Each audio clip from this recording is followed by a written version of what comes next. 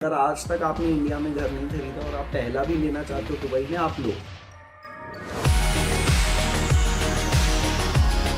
In simple words, वहाँ तो राजा बैठा है राइट। और इंडिया में कोर्ट है, डेट्स हैं, 10 चीजें हैं, कंज्यूमर सफर करता रहता है। वहां से तो अगर आप, Dubai is your golden ticket. अगर आपने कुछ गड़बड़ करी आप बाहर ही जाओगे।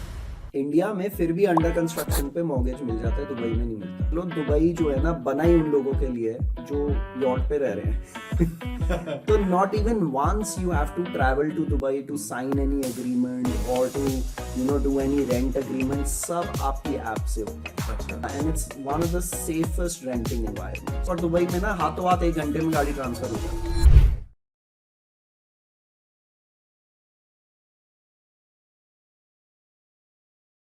नमस्ते दोस्तों, मैं हूं सिद्धार्थ कश्यप। आप देख रहे हैं आज का नया एपिसोड थॉट करी का।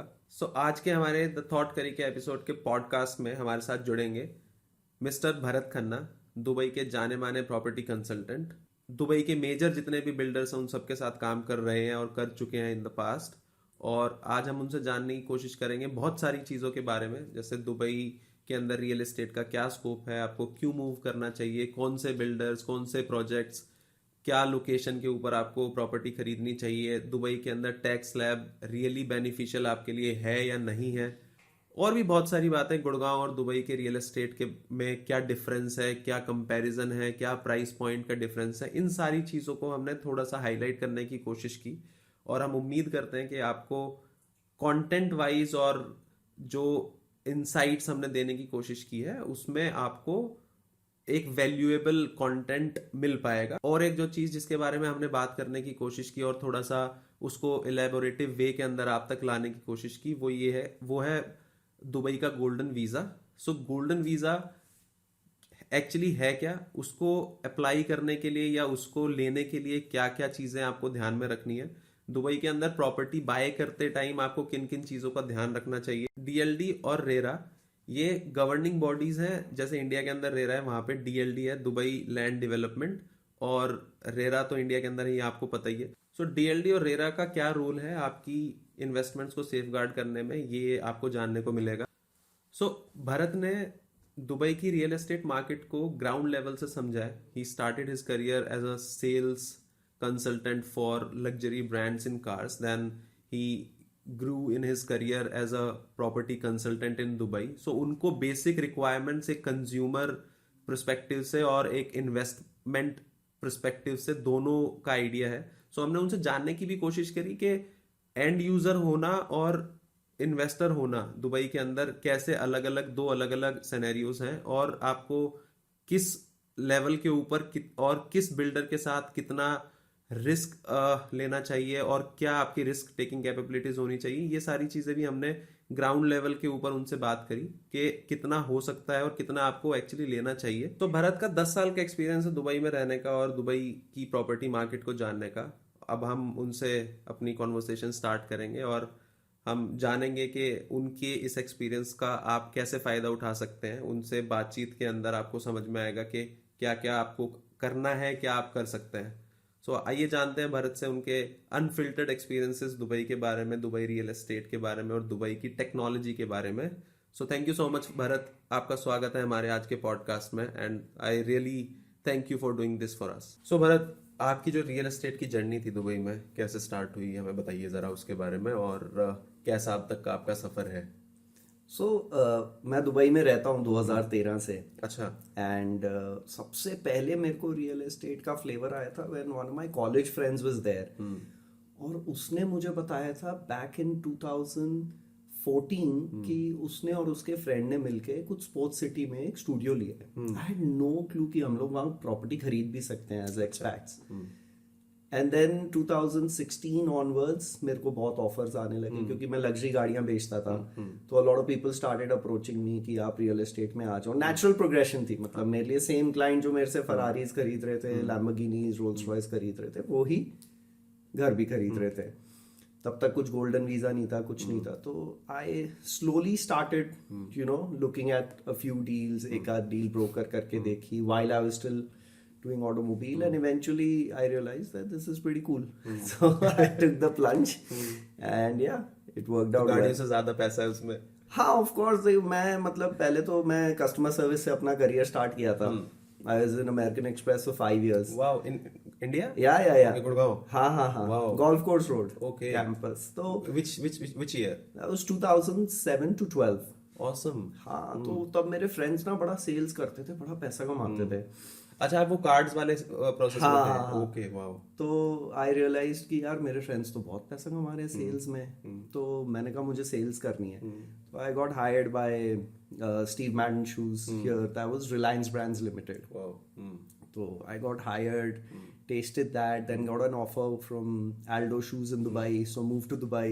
नाइस. फिर मैंने कहा यार मैं 250 दिरहम का जूता बेच रहा हूँ, काफी अच्छे पैसे आ रहे हैं. And being from a very humble middle class background, मैंने कहा यार ये तो बड़ा मजा आ रहा है. देन आई रियलाइज कि वहाँ तो शेख जायद रोड पे फरारियां ऐसे बिक रही हैं, every showroom is going crazy. And that was a very pivotal moment for Dubai when आप ऐसा समझ लो जो दुबई का करोलबाग अशोक विहार था, वहां से छोटे शोरूम्स उठ के ना गोल्फ कोर्स रोड पे आ रहे थे, मतलब शेख जायद रोड पे आ रहे थे. अच्छा. That was the cusp. That was the moment when the automobile industry was booming in Dubai. Fancy बड़े 10, 15, 20 हजार स्क्वायर फीट के शोरूम्स खुल रहे हैं शेख जायद रोड पे प्री ओन्ड गाड़ियों के. अच्छा. And I was lucky that I said यार 250 दिरहम का जूता है, 2.5 लाख की गाड़ी ट्राई करते हैं. कमीशन तो परसेंटेज का परसेंटेज का. तो ऐसे ही फिर eventually after a few years I said यार 2.5 मिलियन का घर, वाओ, अपनी तो कमीशन ही आनी है. राइट. Yeah. सो मजा आ रहा है अब आपको वहाँ? Absolutely. Absolutely. It's the best city I think in the world. ये मैं पूछूंगा आपसे भी आने वाले टाइम में कि जहाँ जहाँ आप गए हो उसके अंदर क्या क्या, मतलब अगर कंपेयर करेंगे तो दुबई पेरिस, दुबई न्यूयॉर्क ऐसे करेंगे अभी हम. हाँ. सो जब आप दुबई गए थे, सो कैसा था मार्केट रियल एस्टेट का? जब आपने रियल एस्टेट पर्टिकुलरली स्टार्ट किया तब कैसा था, और आज जो डिफरेंस आप देखते हो कि क्या डिफरेंस आया है उस टाइम की मार्केट से और आज की मार्केट में? I think between then and now, the major thing that has changed is the golden visa. Okay. पहले सिर्फ अल्ट्रा रिच वहां खरीदते थे because they had huge risk capacity. हमारे जैसे लोग सोचते थे कि यार फ्यूचर क्या है, कल को जॉब खत्म हो गई तो घर ही जाना पड़ेगा. Right. तो how will we sustain the property, क्या करेंगे क्या नहीं होगा. बट जैसे ही गोल्डन वीजा अनाउंस हुआ उसके बाद things change. People started looking at Dubai from a different angle. अब हमारा पॉइंट ऑफ व्यू चेंज हो गया था. It wasn't a transition city. It wasn't like you flying from Delhi to US and आप बीच में दुबई या अबू धाबी एयरपोर्ट पे रुके हो. That people started seeing permanence. It wasn't a tourism city anymore. Right. तो then on I think the major change arrived there at that moment जब golden visa announce हुआ. सो अभी एक और गोल्डन वीजा से रिलेटेड एक क्वेश्चन लेता हूँ. जैसे बेसिक अमाउंट, मतलब मिनिमम अमाउंट जो गोल्डन वीजा के लिए आपको चाहिए वो 2 मिलियन दिरहम है शायद. यस. राइट. सो वो 2 मिलियन दिरहम जो आपको चाहिए या आपको पे करना है in terms of buying a property, वो आपको कैसे देना है? कई जगहों पे मैं देखता हूँ कि आपने प्रॉपर्टी बुक कर दी है 20% देके, then also you are eligible for it, और you have to pay the entire amount in a single one time payment. What are the options for that? See Dubai government की सबसे अच्छी बात ये है that it listens to the feedback. Okay. Feedback लेती है. आप छोटे से छोटा ट्रांजैक्शन भी करोगे ना गवर्नमेंट ऐप पे, फीडबैक पॉपअप होगा ही होगा. अच्छा. और लोग भरते भी हैं. And one of the things that they heard from the investors was कि यार मेरे को तो आज गोल्डन वीजा चाहिए, बट मेरे को बिल्डर अगर पेमेंट प्लान दे रहा है 4 साल का, तो मैं आज क्यों पूरे 2 मिलियन डालूं? तो नाउ यू पे 24%, 20% goes to the builder, 4% for your DLD registration, and you become eligible. You qualify for a golden visa on a 2 million property. The property value on paper has to be 2 million. Okay. So if you pay that, then you qualify. Then application तो separate है, application fees वगैरह सब separate होती है. You just qualify for a golden visa. Yeah. So जब हम qualify कर गए golden visa के लिए, so वो जो आपको गोल्डन वीजा जो आपका आएगा वो प्रॉपर्टी हैंडओवर के बाद आएगा या ड्यूरिंग द प्रोसेस जब आपने प्रॉपर्टी बाय कर ली और आपकी पेमेंट पर्टिकुलरली जा रही है, पेमेंट प्लान के अकॉर्डिंग जा रही है, तो वो उस बीच दौरान भी आ जाता है? आप इसको ऐसे समझ लो कि जैसे एम्प्लॉयमेंट वीजा है, आपका ऑफर लेटर आया तो कंपनी ने ऑफर लेटर समेत आपकी वीजा एप्लीकेशन डाली और आपका वीजा आ गया. ऐसे ही गोल्डन वीजा में क्या है, आपकी जैसे ही DLD रजिस्ट्रेशन हुई दुबई लैंड डिपार्टमेंट की, तो आप क्वालिफाई करके उसके पेपर आपके वीजा एप्लीकेशन के साथ लग जाएंगे. 2-3 हफ्ते में वीजा आ जाता है. वाओ, बहुत। तो मतलब 24% आपने जैसे आज प्रॉपर्टी बुक करी, आप विद इन अ वीक भी पे करते हो। मोस्ट बिल्डर्स ये 24% 30 to 90 डेज में ले लेते हैं एज पर पेमेंट प्लान। ये तो काफी फ्लेक्सिबिलिटी है, मतलब अपॉर्चुनिटी काफी अच्छी है। व्हाट डू यू थिंक कि आज अगर किसी को दुबई जाना चाहिए, मतलब मैं तो कहता हूँ कि जाना चाहिए, यू शुड एक्सप्लोर इट, कि क्या क्या अपॉर्चुनिटीज एक इंडिविजुअल के लिए या आपकी फैमिली के लिए निकल के आती है। सो किस माइंडसेट से आप सोचते हो कि एक इंसान को, चाहे सिंगल है चाहे फैमिली के साथ है, किस ग्रोथ प्रोस्पेक्टिव के साथ या किस माइंडसेट के साथ उसे दुबई पहुंचना चाहिए, और इतना मिनिमम इन्वेस्टमेंट और इतना मिनिमम टाइम वो एटलीस्ट अपने को दे दुबई में जाने के बाद? आई थिंक सबकी जर्नी अलग होती है। कोई जॉब करना चाहता है, कोई बिजनेस करना चाहता है, बट अगर आप गोल्डन वीजा लेके जा रहे हो, then I should tell you Dubai is not a cheap city. It is expensive. It is not as expensive as Singapore, but it is expensive. And it's going to remain that way because people are willing to pay top dollar for services, amenities, and why should we not? अगर पैसा दे के मेरे को एक अच्छी service, एक अच्छी city मिल रही है, तो लोग देते हैं पैसा। तो आई थिंक वो प्राइस पॉइंट तो सस्टेन करेगा। I can not really pin point कि ये ऐसा होता है, बट हाँ, एन एवरेज जो अगर कोई बैचलर दुबई जा रहा है और उसको सेटल होना है, तो कम से कम if he's paying rent also for a small studio, मतलब frugal life, you'll do about 10,000 dirhams starting a month. Okay. Which is a good amount to हाँ, start कि with. उसमें घूम भी लेगा थोड़ा सा, पार्टी भी कर लेगा, चिल भी कर लेगा। मतलब इंडिया के ऑलमोस्ट 2.5 लाख रुपए हो गए। हाँ, है ना? तो स्टार्ट करने के हिसाब से तो बुरा नहीं है बैचलर शायद, है ना? बैचलर वहाँ पे लड़के लड़कियां तो 3-4 हजार की सैलरी में भी सरवाइव करते हैं, बट सरवाइव करने का नहीं। मैं आपको तो दुबई जाना है तो सरवाइव थोड़ी करना है। हाँ, दुबई जाना है तो सरवाइव करने का तो सरवाइव तो इंडिया में कर लोगे आप, सरवाइव तो यहीं रह के करो। राइट। सो जो दुबई है आज के टाइम में टॉप नॉच जो इन्वेस्टर्स की चॉइस क्यों है, क्या रीजन है उसके पीछे? एक तो मेरे को समझ में आता है कि जो फ्लेक्सिबल पेमेंट प्लान कोविड के बाद लॉन्च हुए, जैसे डन्यूब ने स्टार्ट किया and everyone followed, right? And you said कि the government takes the feedback from people, right? So that could be the another reason. दो मेरे को समझ में आते हैं, right? पैसा हर किसी के पास नहीं होता, और पैसा जिसके पास है वो लगाए क्यों? So वो चीज ऐसी क्या है दुबई के अंदर जिसकी वजह से लोग आ रहे हैं जिनके पास पैसा है? जैसे I travel a lot, right? So I see people, particularly Europe के अंदर सबसे ज्यादा माइग्रेशन जो हो रही है वो दुबई की तरफ है, ऑस्ट्रेलिया की तरफ है, but Dubai tops that list के यूके से अगर कोई बंदा शिफ्ट होना चाहता है तो उसकी फर्स्ट प्रेफरेंस दुबई है। क्या क्या रीजन है? I think one of the major reason, there is turmoil everywhere. हर जगह कुछ ना कुछ चल ही रहा है, लंदन में भी, यूएस में भी, सेफ्टी कंसर्न्स है। तो one of the biggest things that I will say, growth वगैरह साइड हटा दो, Dubai is the safest city. मैं रात को 2 बजे रनिंग के लिए जा सकता हूँ किसी भी एरिया में दुबई के, विदाउट अ फोन, कहीं भी चला जाऊंगा मैं। Even my wife, she can go, she can walk around at 1:30 2 AM on the street if she wants to go for a stroll. I don't have to be bothered. आपके बच्चे safe हैं, आप mall में हो, आपके बच्चे इधर उधर हो जाएं, कुछ भी है, there all safe. I mean safety is number 1 सबसे पहले। Right. Number 2, Dubai is no longer a tourism hub, it's no longer a oil economy. I feel it is the strongest link in the supply chain of the world. Okay. Dubai से हर जगह की flight 7 से 8 घंटे की है। Right. We are the center of the world. And we have the infrastructure to entertain people who want to stop over. And if you see, one of the added advantages that we have the busiest free zones. Yeah. तो आप India से, China से माल लेके बैठे हो Dubai में, जबल Ali free zone में, और आप उसे अफ्रीका, रशिया बेच रहे हो, तो you don't pay any tax on it unless and until आपका माल मेनलैंड एंटर करता है दुबई का, वहाँ पे 5% VAT है।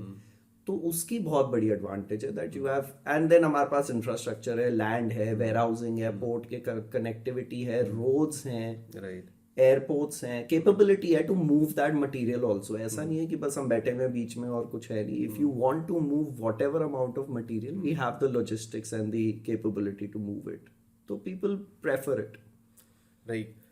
सो एक इंडिविजुअल जिसके पास ठीक ठाक पैसा है, 2 मिलियन दिरहम है, राइट, सो मैं आपसे ये पूछूंगा कि उसे वहां जाके एक प्रॉपर्टी लेके अपने गोल्डन वीजा के साथ में उस प्रॉपर्टी की ओनरशिप तो उसे मिल गई, उसके साथ में what would it take to start a business?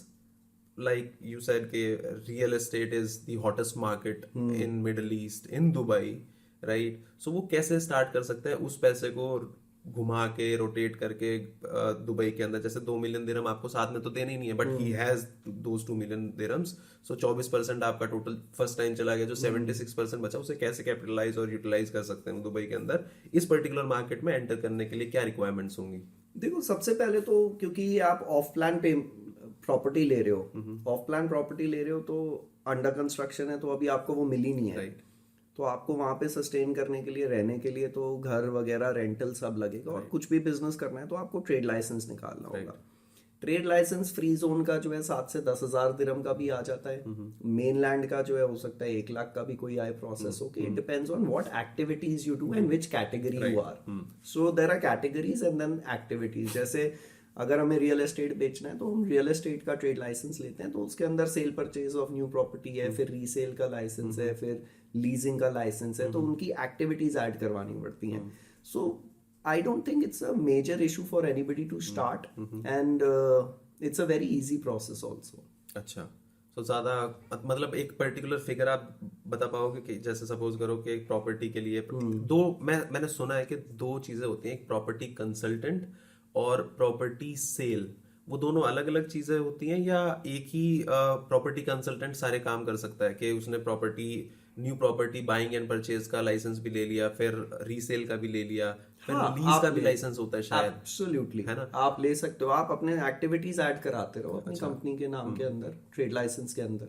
तो वो अमाउंट कितना होता है, मतलब starting price? I think overall अगर आप देखो तो ट्रेड लाइसेंस तो आपका निकल जाना चाहिए 35 से 40,000 दिरहम प्रॉपर्टी के लिए, प्रॉपर्टी कंसल्टेंट के लिए, राइट? ओके, एंड सबसे बड़ा मिथ आपको क्या लगता है कि क्या है दुबई के बारे में in terms of property? I think 2 myths हैं। एक तो ये डिस्ट्रेस डील वाला मिथ है कि वहाँ बड़ी डिस्ट्रेस डील मिलती है और बड़े डिस्काउंट मिलते हैं। ऐसा कुछ भी नहीं है। और डिस्ट्रेस डील है तो स्पेशली अपनी इंडियन ऑडियंस के लिए, either you should have a pure very well trusted 10-year old consultant जो आपको फोन करके बोले जी 50 लाख डाल दो, और आप बिना सोचे डाल दो, तो आपको डिस्ट्रेस डील मिलेगी, नहीं तो नहीं मिलेगी। बिकॉज वहां पे सब बैठे हैं, 2, 4, 5, 10 मिलियन तो सबके पास है, तो वो वहीं खप जाएगी अगर डिस्ट्रेस डील आई भी तो।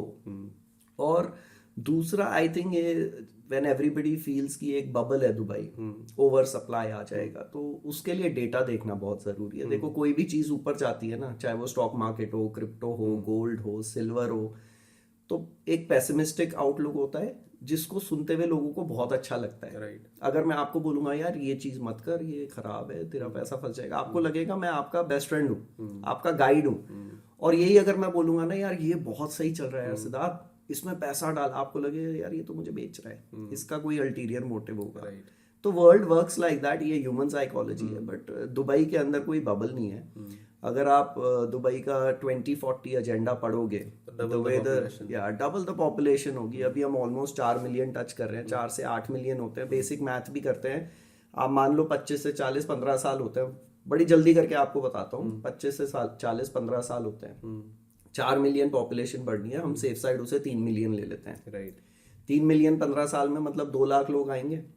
एक्सपैट कम्युनिटी है दुबई, हर कोई एकदम से पूरी 4 लोगों की फैमिली लेके नहीं मूव करता। फिर भी हम कहते हैं चलो safe side, everybody is a 4 member family, तो भी 50,000 घर हर साल चाहिए हमें। लास्ट ईयर 34,000 घर डिलीवर हुए हैं। वाओ। तो I don't think we have over supply नहीं है, बिल्कुल नहीं है। देखो, Fitch rating has been reporting for couple of years now and they have been always very accurate कि वो कहते हैं करेक्शन आएगा 10% का। अभी तो 2-3 साल से नहीं आया और हम भी वेट कर रहे हैं, आना चाहिए एटलीस्ट ये कॉन्वर्सेशन तो खत्म हो, फिर आगे भागेंगे। बट होगा कुछ नहीं। अच्छा। आप देखो, अगर जिसने पिछले साल 2 साल से नहीं खरीदा और वो ये सोच रहा है 10-15% करेक्शन आएगी, उसको एक नोशनल लॉस तो हो गया ना 40-50% का, उतना तो मार्केट बढ़ गया। राइट। दूसरा एक और चीज, मतलब जैसे हम बात करते हैं किसी भी जो बड़ी सिटीज होती हैं उनके अंदर जो मेट्रोज है, Dubai is also kind of metro city now, और इमेंस डेवलपमेंट है उधर, है ना। सो ऐसी इकोनॉमीज के अंदर जो प्रॉफिट मेकिंग कैपेबिलिटीज होती हैं, जैसे आप 1x हो गया, मतलब 2x हो गया, 3x हो गया, दुबई के अंदर मैं देखता हूँ कि लोगों, जब प्रोजेक्ट कोई भी लॉन्च होता है और उसका जब सेकंड फेज या थर्ड फेज तक पहुंचते पहुंचते जो फर्स्ट फेज होता है उसके प्राइसेस 4x 5x हो जाता है। गुड़गांव और दिल्ली एनसीआर के अंदर, मतलब मैं यहीं रहता हूँ तो मैं यहीं से कंपेयर करूंगा, ऐसा नहीं होता है। ऐसा क्यों है? I think these were times since Corona till up to let's say last year तक तो आप करेक्ट हो। Now Dubai is not like that। मेरे पास भी कोई क्लाइंट आता है, कहता है यार 2 साल में 4x करा दो, 2x करा दो, तो मैं कहता हूँ कि यार आप फिर दिल्ली तो नहीं, नोएडा और गुड़गांव में करो आप। अच्छा। But Dubai is not a flipping market, at least not right now. पिछले साल तक तो बहुत अच्छा चल रहा था, you could put it money, take it out, flip it. अभी वो वैसा नहीं है बिकॉज एक डिसेंट सप्लाई है। अच्छा। और देखो कोरोना के टाइम तो कोई सोच ही नहीं रहा था ना कि दुबई में पैसा लगाए। तो जब कोई नहीं सोच रहा होता और कोई लगा जाता है ना, वो मैक्सिमम रिस्क पे उसने खेला तो वो मैक्सिमम गेन ले गया। अब तो सब लगा रहे हैं दुबई में, राइट। तो अब उतने गेन्स नहीं आएंगे ना। When everybody is there then the gains are not high. Gain तो तब आता है जब you know when people are not having faith in you, तभी तो आप लोअर प्राइस पे बेचोगे। राइट।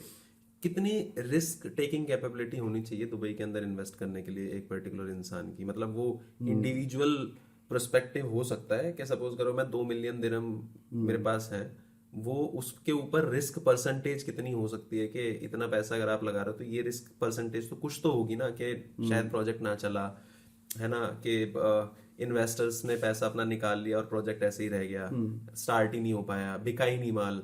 सो वो परसेंटेज क्या रहती है दुबई के अंदर? जैसे गुड़गांव दिल्ली एनसीआर के अंदर काफी होती है टू बी ऑनेस्ट, के हर टाइम सर्कुलर बबल रहता ही रहता है कि 5 करोड़ के घर बना दिए और 50 लाख के लोगों के पैकेजेस भी नहीं है। सो कहाँ से 5 करोड़ का घर एंड में जाएगा? मतलब एंड यूजर नहीं है, एंड यूजर सप्लाई के हिसाब से नहीं है, इन्वेस्टर सप्लाई के हिसाब से घर बनाए जा रहे हैं, राइट। तो क्या दुबई में भी ऐसे ही है? आई थिंक इसके 2 पार्ट्स हैं इस क्वेश्चन के। पहला पार्ट तो रिस्क कैपेसिटी। मैं तो I always work as a consultant. It's a nicer way to say I am a property dealer. But मैं जेन्युइनली अगर किसी यंग कपल के साथ बैठता हूँ तो आई ट्राई टू अंडरस्टैंड उनका इन्वेस्टमेंट पोर्टफोलियो क्या है, वो इंडिया में क्या कर चुके हैं, क्या नहीं किया, क्या इन्वेस्टमेंट्स हैं, पहले प्रॉपर्टी ली है, अपना घर है कि नहीं है, SIPs क्या चल रही हैं, गोल्ड कितना है, दैट सॉर्ट ऑफ क्वेश्चन। और उस बेसिस पे मैं उनकी रिस्क असेस करके देखता हूँ। लगाने के लिए तो सबको लगाना चाहिए। अगर आज तक आपने इंडिया में घर नहीं खरीदा और आप पहला भी लेना चाहते हो दुबई में, आप लो। अच्छा। बट उससे क्या होता है, मेरे को ना लोकेशन का अंदाजा लग जाता है, बिल्डर का अंदाजा लग जाता है कि आपकी रिस्क कैपेसिटी लो है, मीडियम है, हाई है। इन क्वेश्चंस के आंसर्स के थ्रू मैं आइडेंटिफाई करके फिर आपको वैसे ही प्रोजेक्ट्स देता हूँ, राइट, जहां पे आपका एक्सपोजर ज्यादा ना हो। मतलब मार्केट की तरह कि अगर रिस्क कम लेना है तो लार्ज कैप में चले गए, स्टेबल की तरफ चले गए, है ना, कि मतलब जिसकी रिस्क कम है उसको तो ब्लू चिप स्टॉक ही देना है, राइट। तो बस। एंड जिसके पास है 10 15 20 करोड़ रखा हुआ है, उसमें से वो निकाल के 5 करोड़ डाल रहा है, तो इट्स ओके, उसको तो हम पूछ लेते हैं। एंड सेकंड जो आपका क्वेश्चन का पार्ट था, और जो दूसरा आपका पार्ट है कि यार प्रोजेक्ट में लगाएं डिलीवर ना हो, ऐसा नहीं होता। अच्छा। Dubai is a kingdom.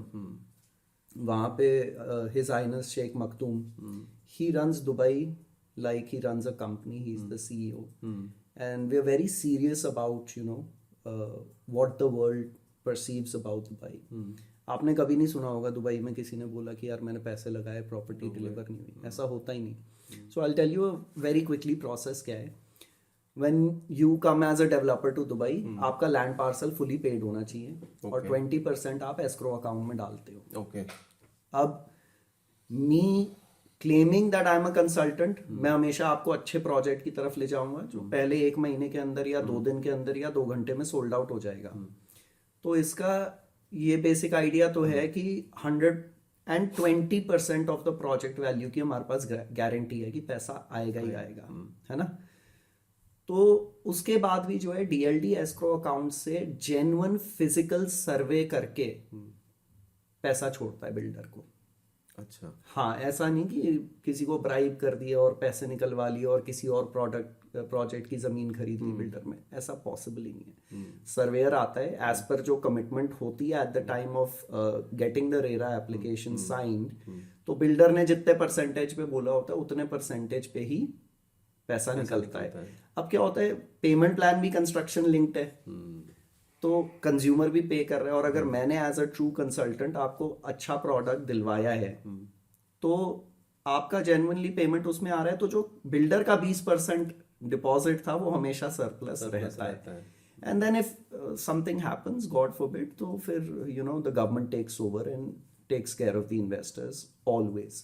मतलब ऐसा नहीं होता कि जैसे इंडिया के अंदर अगर बिल्डर बैंकरप्ट हो गया तो there is no one to listen to. नहीं, यहाँ तो आप बहुत चीजें कर सकते हो ना, सिस्टम थोड़ा लूज है, सिस्टम के वहाँ साथ नहीं खेल है। सकते हो, यहाँ वहाँ नहीं कर सकते। इन सिंपल वर्ड्स, वहाँ तो राजा बैठा है। राइट।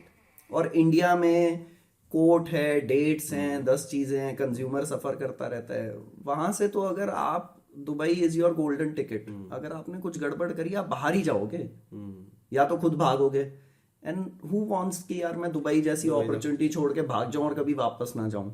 सो अभी दुबई के अंदर कौन से एरियाज हैं जो हॉट प्रॉपर्टीज के लिए बहुत फेमस चल रहे हैं? जैसे जेवीआर रोड है, अल मखतून है, बिजनेस बे है, ये हमेशा से ही मतलब ट्रेंडिंग जोन्स थे दुबई के अंदर। अब जैसे रसल खेमा आ रहा है, फर्स्ट कसीनो हो गया, है ना, और भी बहुत सारे हैं, जैसे दुबई साउथ के अंदर एयरपोर्ट आ रहा है। सो अब आपके हिसाब से इन्वेस्टमेंट पॉइंट ऑफ व्यू से या घर खरीदने के and user point of view से कौन से एरियाज हैं जिसके अंदर लोगों को अपनी नजर रखनी चाहिए?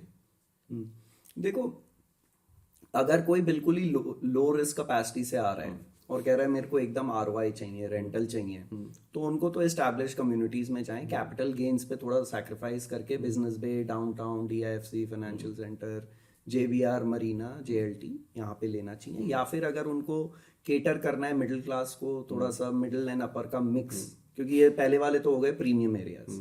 अगर किसी को मिडिल और अपर मिडिल क्लास को टारगेट करना है कि वो मेरे टेनेंट बने, तो आप सिलिकॉन ओएसिस जाओ, स्पोर्ट्स सिटी जाओ, मोटर सिटी जाओ, जेवीटी, जेवीसी, अल्फुरजान और अरजान। ये तो हो गए एस्टैब्लिश्ड एरियाज। अब किसी की medium to high risk capacity है तो उनको इस टाइम पे 4 इंफ्रास्ट्रक्चर प्रोजेक्ट्स को टारगेट करना चाहिए। And this is amazing in terms of the growth that Dubai is getting. पैसा है गवर्नमेंट के पास, इतनी सी सिटी है, उसमें 4 प्रोजेक्ट्स चल रहे हैं मैसिव। और ये तो 4 मैं बस बड़े बता रहा हूँ, इसके अलावा तो बहुत कुछ चल रहा है। बट जो 4 चल रहे हैं, world's largest airport which is Al Maktoum, Dubai South में, world's tallest tower with the world's largest mall, that is Emar's Creek Harbor. Then we have multiple metro lines and one express line coming up, and then we have the Etihad Rail. So Etihad Rail will connect all the 7 Emirates plus Saudi, Bahrain and Oman. Wow. So ये 4 infrastructure projects है। आपको पता है infrastructure जहाँ पे है वहीं पे पैसा लगाना चाहिए। Right. तो ये एरियाज है जहाँ पे इस समय इन्वेस्टर्स को जाना चाहिए। कमिंग टू रसल खेमा, सऊदी अरेबिया, वहाँ पे भी बहुत कुछ हो रहा है। आई सी रसल खेमा 2 साल में अभी पीछे 4x 5x हो गया लोगों का। अच्छा। I think people should wait it out and उसके बाद थोड़ा सा अभी जब कंप्लीशन के नजदीक आएगा कसीनो तब जाना चाहिए, क्योंकि वहाँ हाइप जितनी थी हो गई। ऑल्सो आई फील कि अगर आप रसल खेमा का कसीनो एंकर पॉइंट देख रहे हो तो वो तो मेरे ख्याल से 10 साल पुराना दुबई हो गया ना, जब से बुर्ज खलीफा था और पाम जुमेरा था। सो आई फील कि वो मार्केट में मेरे को इन्वेस्टर के लिए एक्सेप्ट द कसीनो कुछ नहीं दिखता, और कसीनो तो और भी खुल सकते हैं। राइट। तो वहाँ पे अभी कोई इतनी ट्रेडिंग हब्स नहीं है। Dubai is also the financial hub of the world. तो ये सब चीजें नहीं है वहां पे। तो even though we have investors जिसकी जैसी रिक्वायरमेंट होती है हम वैसा इन्वेस्ट करवाते हैं। तो ऐसा नहीं हम रसल खेमा नहीं ऑफर करते, बिल्कुल करते हैं। बट अगर किसी को सेफ और गारंटीड अश्योरेंस कुछ चाहिए, वैसे तो गारंटीड वर्ल्ड में कुछ नहीं है, anything can happen tomorrow, but अगर सेफेस्ट खेलना है तो दुबई। राइट। अब एक प्रोजेक्ट किसी को पसंद आ गया इन सारे एरियाज में, अब उस पर्टिकुलर प्रोजेक्ट के बारे में हमने एक चेकलिस्ट बनानी है कि आपको ये चीजें पर्टिकुलर चेक करनी है। जैसे इंडिया के अंदर हम देखते हैं कि लोकेशन क्या है, राइट, एमिनिटीज क्या है, बिल्डर कौन कौन है, और दूसरा रेरा है कि नहीं है। सो दुबई के अंदर वो क्या चेकलिस्ट होती है जो प्रोजेक्ट खरीदने से पहले या फाइनलाइज करने से पहले हमें ध्यान में रखनी है? देखो, generally I work with 5 point strategy जो मेरे इन्वेस्टर्स के साथ हमेशा काम करी है। टचवुड हमने बहुत सक्सेस दी है अपने इन्वेस्टर्स को। Location, brand, timing, budget and flow of funds. Budget अगर 100 रुपये है तो फ्लो ऑफ फंड्स ये हो गया कि यार मैं 100 रुपये लगाना चाहता हूँ, मेरे पास आज 50 हैं, अगले साल 30 हैं, उसके अगले साल 20 हैं। ये फ्लो ऑफ फंड्स हो गया। इससे क्या होता है, हमें समझ में आ जाता है कौन सा पेमेंट प्लान सूट करेगा। But real estate is all about location, location, location. तो location being the number one thing when you start researching. Location के बड़े सारे इसके स्ट्रीम्स खुल जाते हैं कि यार आपका होराइजन क्या है। राइट। अगर आपका 5 साल का विजन है तो आप एयरपोर्ट के पास ले लो, नहीं है तो कहीं और लो नॉर्थ में। इस हिसाब से होता है। तो आई थिंक अगर आपको कुछ मेनली चेक करना है तो 2 चीजों का ध्यान आपको रखना है। फाइनेंशियल लॉस ना हो, ताकि एक तो कोई ब्रोकर, कोई एजेंट आपसे कभी 1 रुपया नहीं मांगेगा इन ऑफ प्लान। ओके। अगर आप अंडर कंस्ट्रक्शन ले रहे हो, बिकॉज हमारी बिलिंग बिल्डर को होती है। All your money should be going to the builder's account and that should be an escrow account। जैसे समझ लो आपने ABC कम्युनिटी के अंदर बिल्डिंग नंबर 5 खरीदी, वहां 50 बिल्डिंग आ रही है, तो आपके एस्क्रो अकाउंट का नाम जो DLD से मिलेगा बिल्डर को, वो एस्क्रो अकाउंट का नाम होगा ABC कम्युनिटी बिल्डिंग नंबर 5। अच्छा। आपने उसी में पैसा डालना है। तो ये चेकलिस्ट नंबर 1 है जो सबसे इम्पोर्टेंट है आपको। और इसके अलावा जो बाकी आपका 4% DLD का जाता है, वो जनरली जो इनिशियल बुकिंग अमाउंट बिल्डर जो है ना जेनेरिक अपने जेनेरिक अकाउंट में लेता है, तो वो उस 3% बुकिंग अकाउंट अमाउंट को वो 4% की तरफ डाइवर्ट कर देता है DLD पेमेंट की तरफ। So that's fine, but besides that everything should go into the escrow account which is very important, then you are safe. और वहां पे कुछ रेरा जैसा स्ट्रक्चर है, कोई बॉडी है? We also call it RERA only. Okay, RERA ही है DLD का। हाँ, दुबई में भी रेरा ही है। DLD को रेरा ही बोलते हैं, मतलब एक Dubai land department and RERA. अच्छा, हाँ, राइट, ओके। सो एक अच्छी इन्वेस्टमेंट अपॉर्चुनिटी या एक अच्छी इन्वेस्टमेंट प्रॉपर्टी कैसे डिफाइन करोगे आप दुबई के अंदर? मतलब एक कोई प्रॉपर्टी है, वो अच्छी कैसे है या क्यों है, उसके पीछे का क्या रीजन हो सकता है? वही आपने जो पॉइंटर्स बताए, लोकेशन, टाइम, उसके अलावा भी कोई पर्टिकुलर डिसाइसिव या उसको डिस्क्राइब करने का पॉइंटर है, या मतलब वही 5 चीजों की वजह से ही वो एक अच्छी? आई थिंक इसका एक स्ट्रेट फॉरवर्ड तो कोई आंसर नहीं है, लेकिन ऐसे आप समझ लो जैसे बजट पे बहुत डिपेंड करता है। अच्छा। वो तो वही है ना, जितनी शक्कर डालोगे उतना मीठा हो जाएगा। तो इफ यू लुक एट, अगर आपका बजट ही कोई स्टैंड अलोन बिल्डिंग का है, या आपको जो बिल्डर का पेमेंट प्लान फिट बैठ रहा है वो है ही बिल्डर जो सिंगल बिल्डिंग्स बनाता है स्टैंड अलोन, तो आप वही लोगे, बट आप लोकेशन देख के लोगे फिर भी। राइट। बट बेटर है कि अगर आप सिंगल बिल्डिंग ले रहे हो तो एक कम्युनिटी में ले लो, मास्टर कम्युनिटी 300, 400, 500, 1000 एकड़ की बन रही है, मल्टीपल टावर्स आएंगे। तो उसमें क्या होता है कि आपकी मेंटेनेंस बेटर है, पूरा अंदर का मेंटेनेंस बिल्डर करता है, एक अच्छी कम्युनिटी बनाता है, अंदर पूल्स बनाता है, कम्युनिटी सेंटर, मॉल बनाएगा, तो उससे जो है it gets better, tenant experience get better, आपको ज्यादा डीप पॉकेटेड टेनेंट्स मिल जाते हैं। फिर उसके बाद अगर आप नेक्स्ट लेयर देखते हो तो आप फिर इको लिविंग की जगह, इको लिविंग तो खैर इतनी है ही नहीं दुबई में, unless you go non branded. Branded जो है सारे बिल्डर बहुत ही लग्जरी प्रोडक्ट बना रहे हैं, बट देन दुबई में तो there is no end to it, तो you can keep increasing on that. But एक property better than something else, उसके बहुत सारे पैरामीटर हैं, उसका कोई स्ट्रेट फॉरवर्ड आंसर नहीं हो सकता। अच्छा, हाँ, मतलब मुझे ऐसा लगता है। अंदर की एमिनिटीज हो गई, है ना, लोकेशन हो गया, पैसा कितना लगा हुआ है। हाँ, एमिनिटीज ऑफ कोर्स मैटर। देखो गर्मी बहुत है, आप 5 मिनट भी दुबई में चल लो, सेम टेम्परेचर में दिल्ली में चलोगे आपको इतना नहीं पता चलता। दुबई की गर्मी ना चूस लेती है आपको। तो अगर आप इस चीज को देखोगे तो मेरा सजेशन ये है कि एमिनिटीज ज्यादा होनी चाहिए। जैसे हम डेनूब की आपने नाम लिया था, तो डेनूब एक इकोसिस्टम बना देता है बिल्डिंग के अंदर। अच्छा। पूल्स, ये वो 40 एमिनिटीज देता है।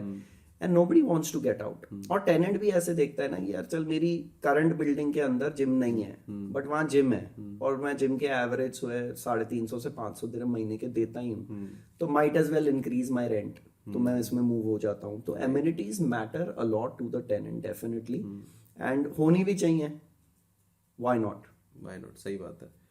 और क्या कॉमन मिस्टेक्स हैं जो इन्वेस्टर कर रहे हैं दुबई के अंदर वाइल बाइंग अ प्रॉपर्टी, और कोई भी किसी भी तरीके की इन्वेस्टमेंट अगर वो कर रहे हैं, तो क्या देखते हो आपके ये गलतियां तो कॉमन आम है?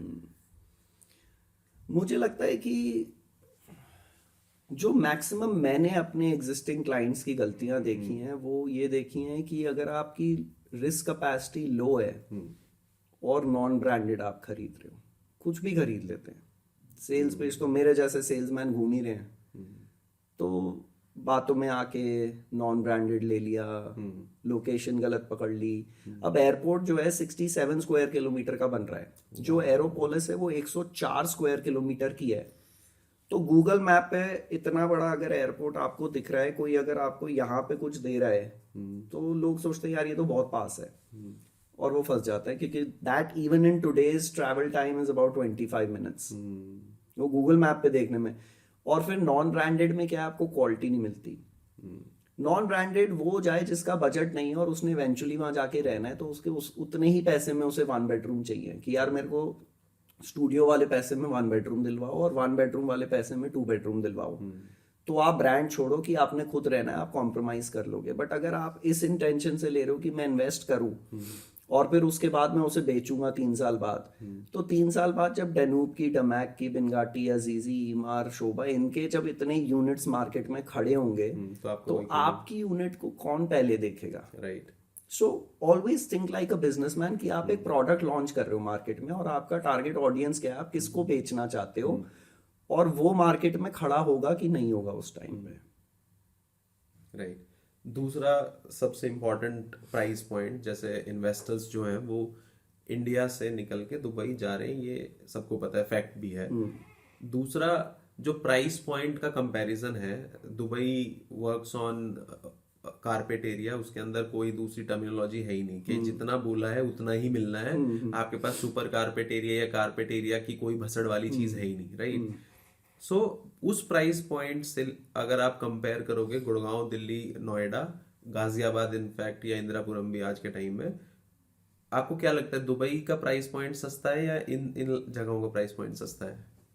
सी ऑफ कोर्स ये जगहें सस्ती हैं, बारिंग अ फ्यू ऑप्शंस, जैसे अगर आप कैमेलियाज, मैग्नोलिया वगैरह देख रहे हो, बारिंग दैट। पर इवेंचुअली साइज पॉइंट के हिसाब से बहुत सारे बिल्डर्स है, जैसे M3M भी है, राइट। M3M का प्राइस पॉइंट आज के टाइम के अंदर जो वो नए प्रोजेक्ट लेके आ रहा है, पर्टिकुलरली जो ये वाला द्वारका एक्सप्रेस वे है इसके ऊपर, या गोल्फ कोर्स एक्सटेंशन के ऊपर भी, सो उस साइड के अंदर तो प्राइसेस भरत इतने ज्यादा हैं क्योंकि I have already invested in few projects on this side, कि अगर आपकी इनकम ऐसी नहीं है ना कि आप साल के बेयर मिनिमम 30 से 40 लाख रुपए नहीं कमा रहे हो, टैक्सेशन के बाद आपका 30% चला गया, तो आप 26-27 के साथ बचोगे, तो आप नहीं खरीद सकते उसे, राइट। और वो भी इतना पैसा होने के बाद भी आपके पास, आप सोचो कि कितने साल तक आपको EMIs पे करते रहना है, राइट। सो उस पॉइंट ऑफ व्यू से, और जब लास्ट टाइम हम मिले थे उसके बाद जब हमने पेमेंट प्लान डिस्कस किया या ऑप्शंस हमने एक्सप्लोर करने की कोशिश करी, सो मेरे को पर्टिकुलरली ऐसा लगा कि it's better to go to Dubai with same money in your pocket and invest in good options and keep paying to the builder with a comfortable payment plan। अब यहाँ पे क्या होता है, 30% अभी दे दिया, अगले साल फिर 20 आ गया, या फिर 20 आ गया, फिर 20 आ गया। वो 20% एक्चुअली 30% तो लोग 10 साल नौकरी करके जोड़ लिया, राइट। उसके बाद की जो 20% की पेमेंट्स है ना, वो तो एक्चुअली होती नहीं है।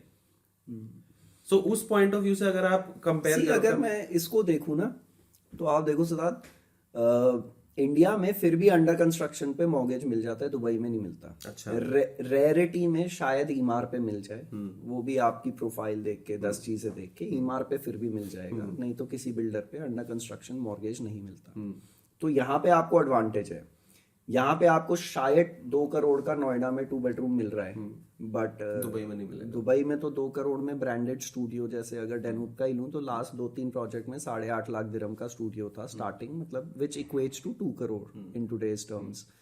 तो दुबई महंगा है, बट दुबई में क्या है, जैसे आपने अगर आपका अपना घर है और आप इन्वेस्टमेंट स्टैंड पॉइंट से देख रहे हो, अगर आप इंडिया में 2 करोड़ का 2 बेडरूम ले रहे हो, उसका क्या 20,000 रेंट आएगा।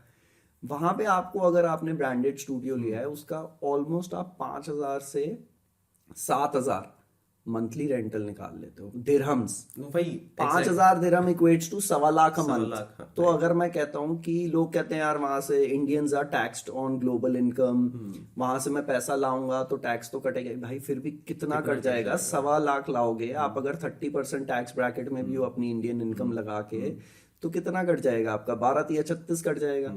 36,000 टैक्स कटेगा, फिर भी आप वहां से कम 80-85,000 90,000 लेकर आ रहे हो ना। वही यहाँ तो आपको 22,000 ही मिल रहे हैं, राइट, और सिरदर्दी अलग है। राइट, यहाँ पे बार बार टेनेंट चेंज करवाओ क्योंकि सबको लगता है कब्जा कर लेंगे, वहां कुछ नहीं है। The system is so well established by the government. Basically आप ऐसा समझ लो, दुबई जो है ना, बना ही उन लोगों के लिए है जो यॉट पे रह रहे हैं। तो not even once you have to travel to Dubai to sign any agreement और to do any rent agreement, सब आपकी ऐप से होता है। अच्छा, हाँ, and it's one of the safest renting environments. Advance में सारे चेक जमा हो जाते हैं, चेक बाउंस पे आपका क्रिमिनल केस है, आपका अगर टेनेंट चेक बाउंस करता है तो आप जैसे ही पुलिस रिपोर्ट करते हो उसका पासपोर्ट ब्लॉक हो जाता है, वो कंट्री से ट्रैवल नहीं कर सकता। तो there are steps to safeguard the investors. यहाँ क्या है, आज है नहीं है देखते रहो, फिर यहाँ पे बेचने के बड़े टंटे हैं। अगर आप दुबई में रहते हो एज ए एनआरआई, मैं एक लेवल तक तो परेशान ही होता हूँ जब भी मुझे कुछ बेचना होता है। यहाँ पर आओ, हफ्ता भर के लिए तो आना ही पड़ता है, राइट, आओगे कुछ साइन करोगे आगे, वहां कुछ नहीं है। It's through your Dubai REST app, rest app है, उस पर सब हो जाता है। अच्छा, रेंट एग्रीमेंट आपको एक्टिवेट करना है, वहीं से करोगे। जैसे if I am your property manager, मैं उसी में सबमिट करूंगा, आपके पास यहाँ पे इंडिया में OTP आएगा, आप उसमें डालोगे, वहां से एक्टिवेट हो जाएगा रेंट एग्रीमेंट। उसके अलावा कोई नहीं कर सकता। और वो जो REST ऐप है वो एक्टिवेट होती है आपके फोन नंबर और ईमेल एड्रेस से, जो आप इनिशियली प्रॉपर्टी परचेज के टाइम SPA के लिए देते हो, सेल परचेज एग्रीमेंट, जिसे इंडिया में बिल्डर बायर एग्रीमेंट कहते हैं। तो बहुत ही सेफ सिस्टम है। सो दूसरा मेरा मतलब क्लियर कर लेते हैं थोड़ा सा कि अगर इन्वेस्टमेंट पॉइंट ऑफ व्यू से जाना है तो बेसिकली आप छोटा ले लो, ROI ज्यादा आपको दुबई में मिल जाएगा। आप ये मत सोचो कि मेरे को एरिया यहाँ पे मिल रहा है, क्योंकि इन्वेस्टमेंट पॉइंट ऑफ व्यू से आपने तो रहना नहीं है ना, रहना तो किसी और को है। बट जो दुबई में रह रहा होगा उसको वही चाहिए होगा भी, और उसकी नीड्स उसी के अंदर फुलफिल भी हो जाएंगी, और आपको आपका rental as compare to Delhi NCR से ज्यादा मिल जाएगा। क्योंकि ऑफकोर्स दिल्ली गुड़गांव के अंदर तो मेरे ख्याल में 1 या 2% के आसपास की यील्ड है, करेक्ट, राइट। वहां पे मेरे ख्याल में 6, 7, 8 तो बिल्कुल आराम से, ये तो बिल्कुल 6 से 9 तो बिल्कुल आराम से चला जाता है मामला, शायद रेजिडेंशियल का, right. So of course Dubai, I think आप ऐसे समझो, Dubai is a city of expats who are living in investors homes, right. तो मेजरली आपने अगर टारगेट करना है तो आप स्टूडियो और 1 बेडरूम्स टारगेट करो, अगर ROI आपका गोल है। बिकॉज जैसे 2 बेडरूम पे गए, अगर 4,000 5,000 48,000 से 70,000 72,000 85,000 तक के तो स्टूडियोज आते हैं दुबई में साल के। एंड 1 बेडर्स जो है 55 से शुरू करके 65 तक जाते जाते 1 लाख 1.5 लाख, ऐसे तो 2 लाख के भी अगर आप कुछ एरियाज पकड़ोगे, बट हाई लेवल पकड़ लो 1-1.25 लाख तक के 1 बेडर्स। उसके बाद 2 बेडरूम जब आप टच करते हो, जो आदमी स्टार्टिंग ही आपको 1,20,000 से दे रहा है ना डिसेंट लोकेशंस में, तो मतलब 10,000 दिरहम महीना रेंट आपको दे रहा है, उसकी 40,000 तो उसकी सैलरी होगी ना, अगर वो फाइनेंशियली सेंसिबल आदमी है, तो वो अपना ही ले लेगा। तो इसलिए always invest in studios and 1 bedrooms, and उसके बाद the rent starts going down, because जो आपका टेनेंट है उसके पास लेवरेज होती है, उसके पास ऑप्शंस होते हैं। दूसरा, जैसे इंडिया में बोलते हैं कि फ्लैट और प्लॉट का जो कंपैरिजन होता है, हमेशा go for the plot, right. India के अंदर ये परसेप्शन है, और ये ठीक भी है, परसेप्शन नहीं बोलूंगा, this is a valid point, make sense. क्योंकि बिल्डिंग्स हम देखते हैं कि इंडिया के अंदर वैसी मेंटेनेंस नहीं है उनकी, है ना, फसाड एक बार बनने के बाद 10-10 साल तक पेंट नहीं हो रहा है, मेंटेनेंस नहीं है, प्लास्टर झड़ रहा है। सो वो सारी चीजें हैं इंडिया के अंदर, और 10 साल के बाद उस पर्टिकुलर प्रोजेक्ट के अंदर रीसेल करना भी डिफिकल्ट हो जाता है। ये फैक्ट है इंडिया के अंदर, है ना। How is it in Dubai के if someone has 2 million dirhams, so you would suggest them to buy a, आजकल जैसे टाउन हाउसेस चल रहे हैं, वो आप सजेस्ट करोगे, या दे शुड गो फॉर अ वही apartment type of thing?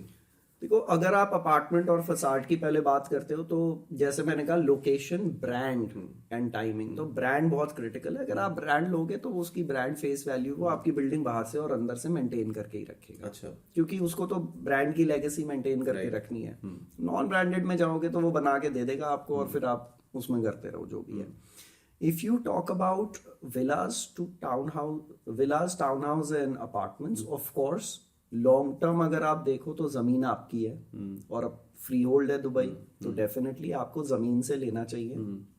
But then your horizon should be 5 to 10 years, right. और फिर आपकी रेंटल कैपेसिटी, रेंटल डिमांड इतनी हाई नहीं होनी चाहिए कि यार मेरे को चाहिए ही 7%, 8%, 9%। तो कई जगह पे क्या होता है, हमारे इन्वेस्टर्स के साथ जब हम बात करते हैं तो वो कहते हैं यार मैं अगर 3 million का वहां पे ले रहा हूँ, टाउन हाउस ही लूंगा, मैं फ्लैट तो नहीं लूंगा, तो मेरे को तो जमीन चाहिए।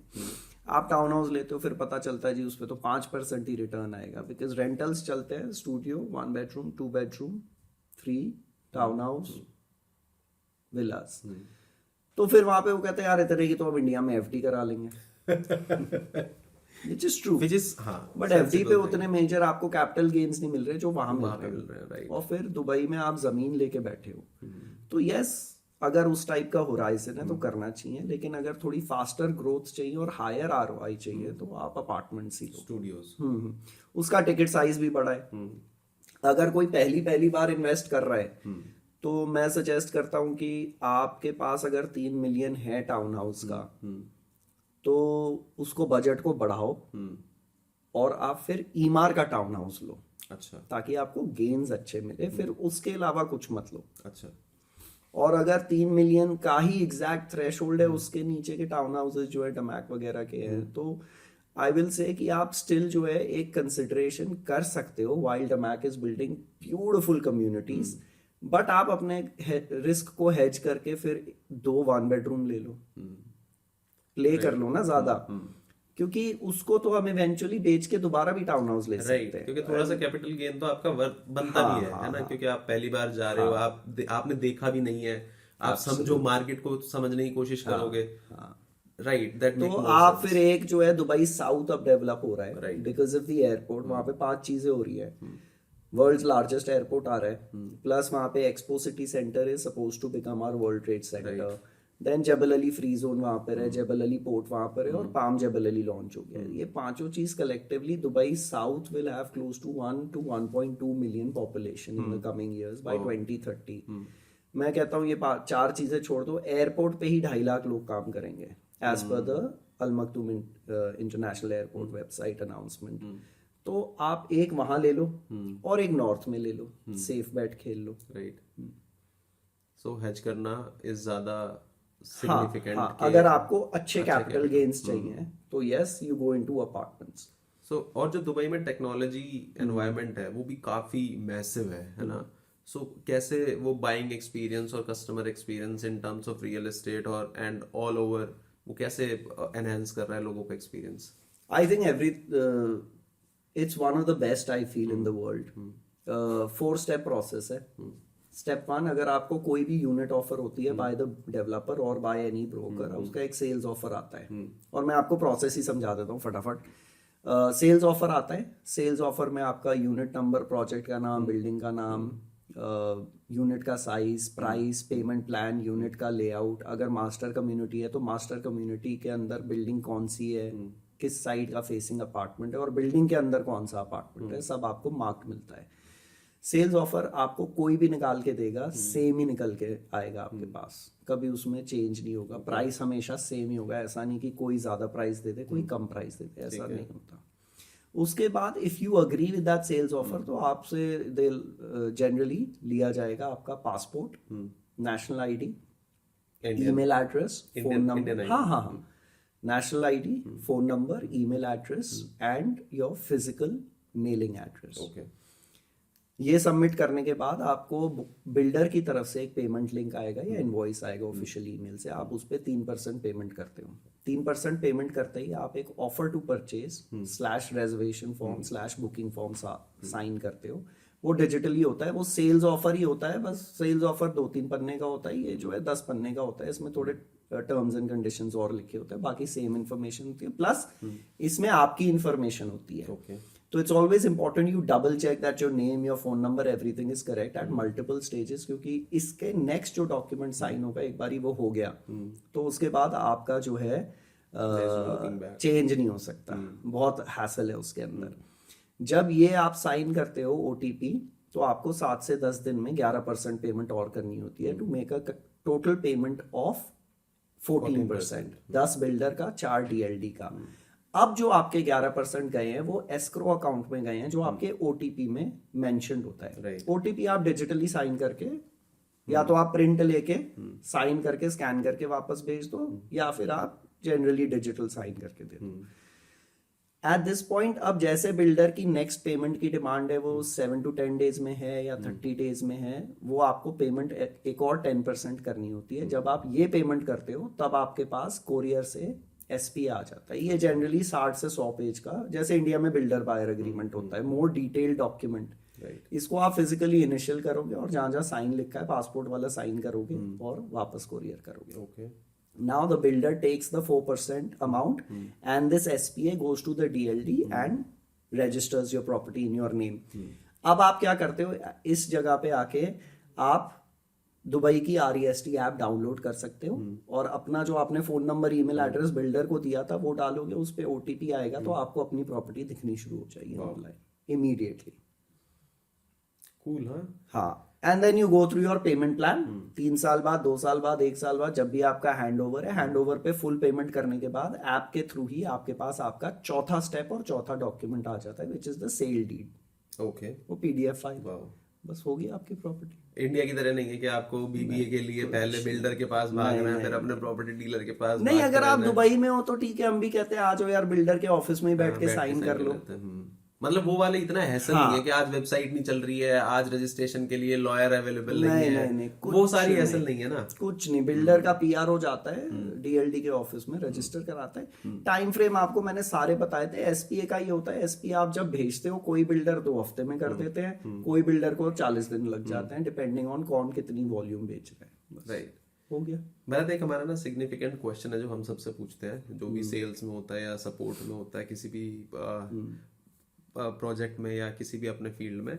सो एक पर्टिकुलर ऐसी स्टोरी जो आपको आज भी याद है, आपने एक सेल की हो या किसी कस्टमर को प्रॉपर्टी दिलाने के अंदर, वो पर्टिकुलर एक्सपीरियंस में जानना चाहता हूँ कि बहुत मुश्किल क्लाइंट था या बड़ा इतना आसान क्लाइंट था, मैंने सबसे जल्दी सेल क्लोज कर दी। क्या रहा वो आपके लिए 10 साल में? आई थिंक एक गाड़ी का है और एक प्रॉपर्टी का है। दोनों बता दो आप। गाड़ी का बताता हूँ। Thanks to Reliance Brands Limited, जब मैंने स्टीव मैडन ज्वाइन किया था, उनकी बड़ी प्रोग्रेसिव, बहुत अच्छी ट्रेनिंग होती है। तो दे टॉट मी कि यार सेल्स में ना प्रोफाइल नहीं करना किसी को। तो सबसे पहला तो ये है कि when I was selling cars and I was very young, तो some random guy called me और कहता है यार ये आपके पास रेंज रोवर स्पोर्ट खड़ी है, ब्रांड न्यू, मेरे को खरीदनी है। तो मैंने कहा ठीक है जी, खरीद लो। तो उसने अगले दिन आना था सुबह 11 बजे शोरूम पे, मैं बैठा हुआ था। One guy walked in, shorts, गंजी, फ्लिप फ्लॉप्स, कोई घड़ी नहीं, कोई बेल्ट नहीं, कोई हाथ में गाड़ी की चाबी नहीं, कुछ नहीं। और आके कहता है यार अपना नाम बताया कि आई एम दिस गाय, मेरी बात हुई थी कल, गोरा ही था, यूरोपियन ही था, यूरोपियन था।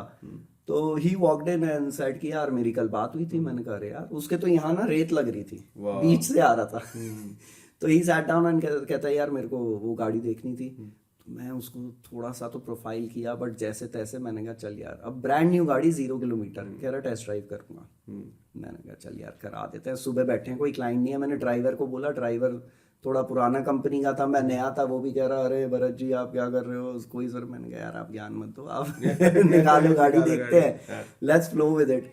गाड़ी पीछे से निकाली, उसको टेस्ट ड्राइव लेकर गए, वापस आया, कह रहा ओके आई टेक इट। मैं ठीक है। तो मैंने कहा बट तो जरूर आएगा, ये कोई तो स्कैम है, आप इतना मतलब too good to be true चल रहा था ना। तो कहता है बट, मैंने कहा ये तो मुझे पता था, ये पता। जेब से बेंटली की चाबी निकाली, जीटी कॉन्टिनेंटल, कह रहा है ये मेरे को एक्सचेंज करनी है। मैंने कहा अच्छा, मैंने कहा मेरे को तो दिखी नहीं आपकी गाड़ी। कह रहा नहीं, मैं ऐसे पेट्रोल पंप पे, बाजू में हमारे पेट्रोल पंप था तब, वहां पे कुछ सैंडविच पानी वानी ले रहा था, तो वहीं पार्क करके आ गया। मैंने ठीक है चल देख लेते हैं। मैंने कहा यार दिखा, फिर गाड़ी देखी, मैंने ड्राइव वाइव करी, मैंने अपने मैनेजर से बात करी। मैनेजर कहता है ले ले यार, बिल्कुल मेरे ख्याल से 2000-1800 किलोमीटर चली थी। तो मैंने उसको बोला मेरे को खरीदनी है, चल डन कर। तो मैंने उसको एक वेग सा रेट दे दिया, which was almost a win win situation for both of us. तो कहता है ठीक है ले लो, करो पेपर वर्क। और दुबई में ना हाथों हाथ 1 घंटे में गाड़ी ट्रांसफर हो जाती है। अच्छा। हम दोनों गाड़ी लेके आरटीए जाएंगे, वो अपनी एमिरेट्स आईडी लगाएगा, मैं अपना कंपनी का पेपर लगाऊंगा, और हाथों हाथ ट्रांसफर हो जाता है। हाँ, 15-20 मिनट भी लगते हैं। अगर आप वीआईपी लाइन से जाओ तो 15 मिनट में गाड़ी ट्रांसफर है। तो कह रच कर लो। मैंने कहा यार गड़बड़ है, एक्सीडेंटल ना हो, ये ना हो। बट जबकि हमने पेंट वेंट चेक कर लिया था, ऑथेंटिक था। मैंने कहा मैं इंस्पेक्शन भेजूंगा। कह रहे यार मेरे पास टाइम नहीं है, मैं तो आज ही रात की फ्लाइट है। मैंने कहा ये तो पक्का स्कैम है। कह रहे नहीं यार मेरी आज रात की फ्लाइट है, मैं रुक नहीं सकता इंस्पेक्शन के लिए। तो मैंने कहा आप एक काम करो, रेंज रोवर की पूरी पेमेंट कर दो और बेंटली छोड़ जाओ। आप कितने दिन जा रहे हो? कह रहा 15 दिन। मैंने कहा मैं अपॉइंटमेंट लेता हूँ बेंटली से, प्री परचेज इंस्पेक्शन कराता हूँ, तभी मैं ले पाऊंगा, ऐसे नहीं। कह रहा ठीक है करवा लो। वो पूरी पेमेंट कर गया, बेंटली छोड़ गया। वाओ। और बेंटली भी मेरे मुंह बोले रेट पे हाथों हाथ दे गया। बाद में पता चला वो रेड बुल के लिए ना वो सर्फिंग वगैरह और बाइक राइड वगैरह करता था। तो यू शुड नेवर जज a book by its cover. और दूसरा मेरा एक्सपीरियंस है प्रॉपर्टी के अर्ली डेज का। जब मैंने प्रॉपर्टी बेचनी शुरू करी तो मैं कॉलिंग करके लीड्स पे काम कर रहा हूँ, क्लाइंट का बेस बना रहा हूँ।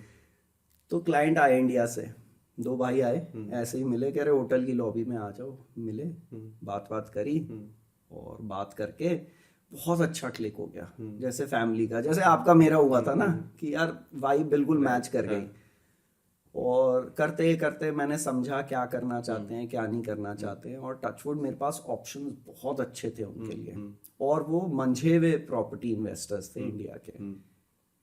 और मैंने जैसे बात करी, जो उनको समझाई चीजें उन्हें समझ में आई, वो आए, बैठे, एक दिन मिले, अगले दिन मैंने उन्हें 4-5 ऑप्शन दिखाए, सेम डे 5 खरीद। आई थिंक सेल्स में मैं अपनी टीम को हमेशा कहता हूँ, 10-12-15 साल से मैं टीम्स लीड करता हूँ कि ना आप एफर्ट करते रहो। इस दुनिया में एफर्ट कहीं नहीं जाता। तो आपका क्या होगा, 1-8 महीना स्लो निकल जाएगा और आप कहोगे यार मैं एफर्ट डाल रहा हूँ, फिर अचानक विंडफॉल हो जाएगी। तो ये विंडफॉल जो होता है ना, आपका पुराना पेंट अप एफर्ट होता है जो भगवान कहता है यार तू कर रहा है कर ले। मैं भी क्योंकि सेल्स में था ना, हाँ। सो ऐसा था कि मैं ट्रेवल सेल्स करता था, हम टिकटें बेचते थे। सो क्या होता है यूएस के अंदर कि ऐसा भी होता है कि जो फेयर आपके पास पब्लिश्ड होता है और जो आपके पास अवेलेबल होता है, उसके अंदर ऑलमोस्ट $400-500 का भी कई बार डिफरेंस निकल आता है। सो हमें रोज गड्ढा खोदना है, रोज पानी निकालना है, तो वो वाला सिचुएशन होता है सेल्स के अंदर।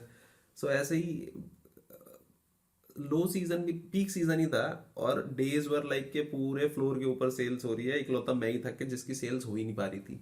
क्योंकि या तो कस्टमर के पास क्रेडिट कार्ड नहीं है, या किसी ने मना कर दिया, उसकी बीवी बोली कि मेरी फ्लाइट्स कंफर्म नहीं है अभी, मेरी डेट्स, बहुत सारी चीजें हो जाती है। मैं 16-16, 18-18 घंटे ऑफिस के अंदर बैठ के आ रहा हूँ, डेली कस्टमर से बात कर रहा हूँ, और कुछ नहीं हो रहा। एंड उसके बाद फिर ऐसा टाइम आता है कि आप ही राजा हो फ्लोर के ऊपर के, फिर 50,000 का स्कोर हो रहा है महीने के अंदर, $40,000 की सेल।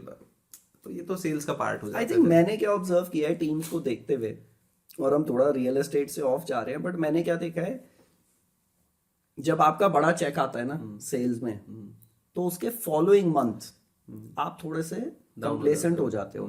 और सेल्स की पाइपलाइन का क्या है, अगर जैसे हम प्रॉपर्टी बेचते हैं तो हमारी पाइपलाइन की रोटेशन ही महीने की है। राइट। एकदम से कोई नहीं खरीदता, गाड़ी की 1 से 2 हफ्ते की है, फॉलोअप्स बहुत सारे। तो होता क्या है, अगर आप इस हफ्ते थोड़े से कंप्लेसेंट हुए हो तो उसका अगले महीने रिजल्ट दिखता है, क्योंकि इस हफ्ते भी पुराने वाले तो आ ही रहे हैं ना। तो इसलिए उसको मैनेज करना पड़ता है। बट वो कहते हैं जी इसका थोड़ा सा जाम हो गया है एक सेल निकलेगी तो एकदम से फट के आएगा, और ऐसे ही होता है। फिर बंदा एफर्ट डालता है, एफर्ट मारता है, महीना भर मारता है, और फिर एक सेल निकलती है और फिर ठक ठक ठक ठक ठक एकदम कहते हैं खुल गया नल का। तो आई थिंक वो तो चलता ही है। आपको जो ये इंडस्ट्री है रियल एस्टेट की, मतलब इतना टाइम हो गया आपको, क्या है मोटिवेशन फैक्टर इसके पीछे? रोज डेली दफ्तर जाना है ना, वही क्लाइंट से बात करना, सो एक मोटिवेशन फैक्टर भी होता है। पैसा तो ऑफ कोर्स है ही, I can relate to that, but उसके अलावा क्या मोटिवेशन फैक्टर रहता है आपके लिए? मोटिवेशन कुछ नहीं है। एक तो होता है, सॉरी टू इंटरप्ट, कि एक होता है कि लोग सेल्फ डिराइव्ड होते हैं, है ना, वो आई कैन सी कि यू आर। दूसरा के लोग फैमिली है, फैमिली के लिए करना है, बच्चे हो गए हैं, so we have to keep thrive. So उसके अलावा कोई और फैक्टर आपको, जो कि डेली मेरे को ऑफिस जाना है, कि I love to go to office वाला सिनेरियो, क्या देखते हो आप दुबई के अंदर? यार मुझे लगता है इसका बहुत ही बेकार आंसर है मेरे पास, जो भी सुनता है हंसता है। बट मैं आता हूँ बहुत हम्बल बैकग्राउंड से, मिडिल क्लास से, तो हमें पैसा कमाना था, कोई ऑप्शन ही नहीं थी, था ही नहीं हमारे पास। तो अब हम वही कमा रहे हैं। टू एन एक्सटेंड मुझे कभी कभी लगता है कि यार I am that dog who's running after your car at midnight. आप रोक के अगर कहोगे ना ले गाड़ी ले ले, तो मुझे समझ नहीं आएगा उससे क्या करना है। तो अगर कोई आके आज मुझे कहते ले यार 100 करोड़ अब तू घर पे बैठ जा, तो मैं तो बड़ा डीमोटिवेट हो जाऊंगा। तो मेरी मोटिवेशन है कि money clicks with me and I use it really well. मैं I do a lot of charity also, और मैं सबकी, अपने आसपास के लोगों की भी बड़ी हेल्प करने की कोशिश करता हूँ। मेरा मोटिवेशन वो है कि मेरे पास इतनी भगवान लिक्विडिटी रखे कि मेरी फैमिली में या मेरे आसपास किसी को अगर कमी पड़ रही है ना, तो मैं निसंकोच उसको दे दूं, और ना वो कभी मुझसे उस बारे में बात करे, ना मैं उससे बात करूं। बस मेरा आई थिंक ये है। बाकी तो टचवुड फैमिली के लिए एक और एंगल ये है कि बचपन में थोड़ा हार्ट टाइट था, फैमिली ऐसी थी, थोड़ा सा टाइट था मामला।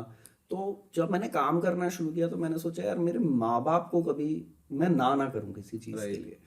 और वो तो सारे बच्चों में, मैं ऐसे कोई श्रवण कुमार नहीं हूँ। आई थिंक सारे इंडियन बच्चे, हमारा कल्चर ही ऐसा है। तो वो बड़ा वर्क करता है मेरे साथ कि यार इतना सरप्लस रहना चाहिए कि जो चीज कंफर्टेबल लाइफस्टाइल देना है, और कोई अगर मांग ले सामने से तो हो अपने हाथ में। Did you grow up with your grandparents? No, not fortunate with that. Right. Okay. Last दो क्वेश्चन जो बड़े रिलेटेबल से बनाऊंगा मैं अभी आपके लिए। सो भरत, एक और चीज जो मैं आपसे जानना चाहूंगा अभी, since you are living there for so long, कि जो टैक्स स्लैब हम सुनते आ रहे हैं कि 0% है या 5% है मैक्सिमम, वो तो बहुत अच्छी चीज है ना, कि उन्होंने एक माइंडसेट क्रिएट कर दिया लोगों को, या ईज ऑफ बिजनेस इतनी आसान हो गई है, या जो आप कमा रहे हो वो सिर्फ आपका है, हमारा कुछ नहीं है उसके अंदर। ये माइंडसेट क्रिएट कर दिया है वहां की जो भी गवर्नमेंट है या जो भी रूलर है वहां के, उन्होंने ये माइंडसेट बना दिया which attracts lot of people towards Dubai, right?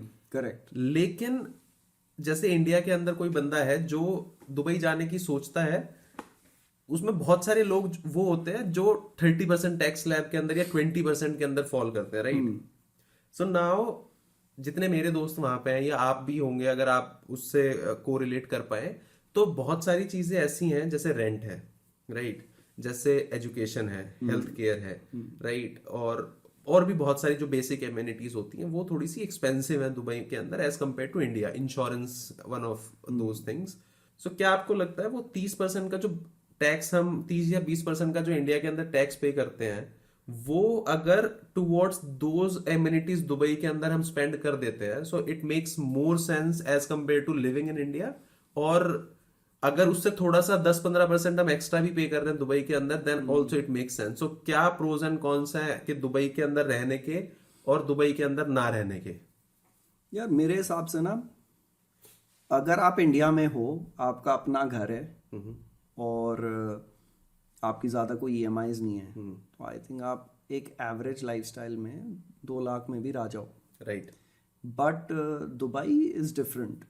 तो कुछ अगर आप कहते हो कि मैं यहाँ 30% टैक्स ना देके वहाँ आ जाऊँ, तो वो सिर्फ 30% का ग्रोथ नहीं आएगा एक्सपेंस में, ऑलमोस्ट डबल या ट्रिपल की चीज़ों में क्वाड्रुपल भी हो जाता है। अच्छा। हाँ, 25 रुपये का 1 दिरहम है ना। तो आप ऐसा समझो, आप अगर वहाँ, यहाँ पे आपकी 3,500 से 6-7 हज़ार तक की डेली वाली जो मेड आती है, रहने वाली नहीं बट डेली जो हाउस हेल्प आती है, उसमें हो जाता है आपका। वहाँ पे अगर आप अर्बन कंपनी से हेल्प बुला रहे हो फॉर अ 1 बेडर, यू पे about 80 dirhams, which equate, yeah, just for 2 hours. Wow. हाँ, और वहाँ पे मेड को रखना है तो आपको मेड का डिपेंडेंट वीज़ा लगवाना है 2 साल का, तो वो सारे हैसल्स हैं, इट्स वेरी एक्सपेंसिव। तो यहाँ पे आप बहुत अच्छी लाइफ जी सकते हो अगर आपकी ज़्यादा फाइनेंशियल ऑब्लिगेशन नहीं है, या ज्यादा एम्बिशियस ना हो आप। हाँ। और अगर आपके एम्बिशंस हाई हैं और आपको पोल्यूशन नहीं अच्छी लग रही और आपको वही लाइफस्टाइल चाहिए, तो अगर आप इंस्टाग्राम देख कर आ रहे हो तो वहाँ पे फिर इंस्टाग्राम वाले खर्चे भी देने पड़ेंगे आपको। Then you want that life, no, you don't want to struggle, क्योंकि वहाँ भी लोग स्ट्रगल ही कर रहे हैं ना, जो आ रखे हैं वहाँ पे 2,500 5,000 सैलरी वाले लोग रहते हैं, वो क्या ही करेंगे, मतलब 4,000 का तो एक स्टूडियो ही आता है, तो वो शेयरिंग में रहते हैं, you know, executive bed spaces हैं ऑथराइज्ड, उसमें रहना पड़ता है, छोटी सी स्पेस है, वहाँ पे आप गाड़ी के बिना सर्वाइव नहीं कर सकते। राइट। तो any place which is by car 20 minutes might take about 1.5 hours by public transport. Really? हाँ, तो चैलेंज बहुत है। और लाइसेंस बनवाना इज अ हैसल, एक बारी में लोगों का लाइसेंस नहीं बनता, इट्स अ होल प्रोसीजर। जब आप लाइसेंस क्लियर करते हो तो आपके दोस्त पार्टी मांगते हैं, हाँ, ऐसा लगता है आपने MBA क्रैक कर लिया है। Well, it's the same in London too bro. अच्छा। हाँ, वहाँ पे भी ऐसा ही हिसाब किताब है कि अगर आपने लाइसेंस क्रैक कर लिया सो बहुत बड़ी अचीवमेंट हो हाँ, गई तो है। ड्राइविंग लाइसेंस बनाना उसकी भी कॉस्ट ऑलमोस्ट आ ही जाती है 1.5 लाख रुपए तक, अच्छा। Unless you flunked it. तो हर रीटेस्ट पे 600 से 800 दिरहम का रीटेस्ट है। तो आप इसको अगर देखोगे तो चीज़ें महंगी हैं, सस्ती नहीं है वहाँ पे। मतलब एक बड़ा मिडिल क्लास बेसिक एग्जाम्पल अगर देखें लाइवलीहुड का, तो छोटी आधी ब्रेड जिसे यहाँ बोलते हैं ना हमारे इंडिया में, वो 7 दिरहम की आती है। अरे हाँ, एंड सैलरीज ऐसी नहीं है कि आप मिडिल मैनेजमेंट में हो तो आप 40-70 हज़ार दिरहम कमा रहे हो। मिडिल मैनेजमेंट में क्योंकि कंपटीशन बहुत है एम्प्लॉयमेंट में, people don't want to leave Dubai, तो they will negotiate down to any level just to sustain themselves in Dubai. तो इसलिए सैलरीज भी थोड़ी सी कम हो ही जाती हैं, कंपेटिटिव हो जाती हैं कि कोई किसी भी रेट पे काम करने के लिए रेडी हो जाएगा ना। हाँ। How difficult is it to survive in Dubai? Mindset का गेम है। मैं आपको आज पैराडाइज में डाल दूंगा ना, अगर आप पेसिमिस्टिक हो तो आप उसमें भी कमी निकाल दोगे। तो there is a lot of people who talk down on Dubai और वहीं रह जा रहे हैं 15 साल से। अरे ये तो बड़ी महंगी है, अरे ये तो ये है। And then there is people like us who say यार क्या है, पैराडाइज है। It's a mindset thing. अगर जो सर्वाइवर है, जिसके एम्बिशंस हैं, जिसके गोल्स हैं, जिसके ऊपर लाइबिलिटीज हैं और जिसका कोई ऑप्शन नहीं है, जिसको करना ही है, वो तो रहेगा ही, वो रहेगा, वो कुछ भी कर लेगा। But there are people who are staying there for many years, सैलरियाँ नहीं बढ़ी हैं, तो यार आप अपने आप को अपस्किल कर लो ना। बड़ी अच्छी बात बोली आपने ये। राइट। दूसरा आखिरी सवाल जानना, मैं बड़ा क्यूरियस हूँ, आपको 15 साल हो गया, सबसे मोटी कमीशन आपकी कितनी आई है एक सेल पे? I think that's not a number I want to disclose. But 6 figures? there is no end to it. No, I am just asking. चलो मैं आपको एक एग्जांपल देता हूँ कि दुबई में रियल एस्टेट जब आप स्टार्ट करते हो तो mostly there are no salaries, you are on commission based 50-50 with the brokerage firm. और वहाँ पे ब्रोकरेज में 1%, 2%, 3%, 4% हर बिल्डर अपने हिसाब से देता है। तो अगर मैं एक कैलकुलेशन के हिसाब से 5% अगर पकड़ लूँ तो आप 2 मिलियन का 5% पकड़ लो। 40,000 नहीं, 4,000। 5 करोड़ का 5 करोड़ 5%, 25 लाख रुपए। तो 1 लाख दिरहम कमीशन है आपकी। तो इसमें छोटे बड़े का तो है ही नहीं। अब देयर इज वन गाय, मेरे को याद है 2017 में there was this guy, he started real estate, किसी के साथ काम किया, बेचारे की 6 महीने सेल नहीं हुई। और वो 6 महीने, मेरा फ्रेंड ही है, 6 महीने एक सऊदी क्लाइंट उसे, जिन्हें हम स्टॉलर्स बोलते हैं ना, हाँ आऊँगा, चल फ़ोन उठाया, अरे आई एम बिजी करते करते, और पता नहीं क्या हुआ, वो आ गया 6 महीने बाद। और 180 मिलियन दिरहम का उसने विला ले लिया पाम जुमेरा पे, और बीच में कोई और पार्टी इन्वॉल्व ही नहीं थी। वो नया लड़का 6 महीने हुए, एक सेल नहीं हुई और पहली ऐसी हुई। और I think he made about 1.5% on that. Wow. तो बस, तो it's a land of opportunity। आप मेरे ख्याल effort में डालो। never give up वाला एटीट्यूड लेके अगर आप जाते हो, so you would सक्सीड, यार है ना? पीपल विल सक्सीड यार वहाँ और पे। थोड़े से कनेक्शंस के बेसिस के ऊपर भी दुबई चलती है, मैंने सुना है कि वो तो हर इंडस्ट्री है ना। कनेक्शन। बट बेसिकली दुबई के अंदर आपका सर्कल ऑटोमेटिकली, अगर आप ठीक ठाक लोगों में बैठते हो तो वो वाला माइंडसेट नहीं है कि दुबई के अंदर के तेरा काम क्यों हो रहा है, मेरा क्यों नहीं हो रहा है। वहां पे लोग आई थिंक यूएस की तरह पुश भी करते हैं लोगों को सक्सीड होने के हाँ लिए, हाँ हाँ। है ना। क्योंकि मैंने यूएस के अंदर देखा है कि जब आप कहीं पे बैठोगे, सो अगर मैं और भरत साथ में बैठे हैं तो मेरे से ज्यादा सक्सेसफुल अगर भरत है तो भरत वुड वांट कि मेरे साथ में जो इंसान बैठा है वो और ज्यादा सक्सेसफुल होने की कोशिश करे, या मैं उसकी कैसे हेल्प कर सकता हूँ कि वो और आगे बढ़े। इंडिया के अंदर आई सी के वो जेलसी फैक्टर इतना ज्यादा है ना। I am very honest about it कि मेरे साथ में बैठा हुआ इंसान सोचेगा कि इसका यूट्यूब चैनल कैसे चल रहा है, ठीक है, ये ऐसा कैसे कर ले रहा है, इतना पैसा कहाँ से आ रहा है। ये नहीं देखेंगे कि उसके पीछे क्या क्या काम कर रहा होगा, कि कितने लोग उसके साथ जुड़े हुए होंगे। वो वाला फैक्टर मेरे को लगता है कि दुबई में या किसी भी डेवलप्ड नेशन के अंदर सबसे मेजर फैक्टर करता है कि हाथ को हाथ जब मिलता है ना तो वो और आगे ग्रो कर जाते हैं शायद। हाँ ये अच्छी बात है, बट वहाँ पे ऑलमोस्ट 180 नेशनैलिटीज रहती हैं एंड आपको जो लग रहा है वो बिल्कुल अच्छा पॉइंट है। People want to support each other, but that also depends who are the people around you. Just to answer this question, वहाँ की भी तो 50 से 60% पॉपुलेशन इंडियंस ही है। तो हो सकता है वहाँ भी यही हो रहा हो। तो दोस्तों मैं उम्मीद करता हूँ कि आज का हमारा एपिसोड आपको पसंद आया होगा और एक वैल्यू प्रोपोजिशन आपको मिली होगी, और दुबई के अंदर आप अपना करियर, अपना जीवन किस हिसाब से प्लान कर सकते हैं या देख सकते हैं, इन्वेस्टमेंट पॉइंट ऑफ व्यू से या मूव करने के पॉइंट ऑफ व्यू से। गोल्डन वीजा के बारे में हमने थोड़ी सी आपको इन्फॉर्मेशन देने की कोशिश की। तो दोस्तों मैं उम्मीद करता हूँ कि आपको हमारी भरत के साथ आज की कॉन्वर्सेशन पसंद आई होगी, और अगर आपको पसंद आई है तो आप हमारे चैनल को फॉलो करना ना भूलें। अपने दोस्तों से लाइक, शेयर एंड सब्सक्राइब जरूर कराइए, और हमारा चैनल सब्सक्राइब कर सकते हैं बेल आइकन प्रेस करके। और दुबई के बारे में और क्या आप जानना चाहते हैं ये आप हमें नीचे कमेंट के अंदर बता सकते हैं।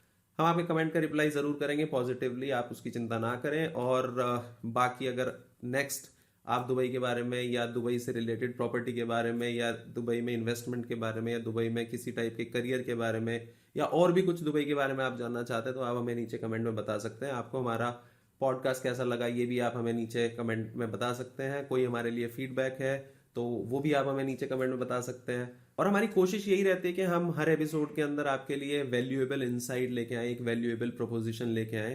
कंटेंट हर कोई बना रहा है, हम भी कोशिश करते हैं कि हमारा कंटेंट किसी ना किसी वे के अंदर आपको हेल्प कर पाए, किसी ना किसी नए प्रोस्पेक्ट के अंदर। सो इन सारी चीज़ों के बारे में आप हमें बता सकते हैं, हमें फीडबैक दे सकते हैं। मैं हूं सिद्धार्थ कश्यप, मिलते हैं अगले एपिसोड में, तब तक के लिए अपना ख्याल रखिएगा। Thank you.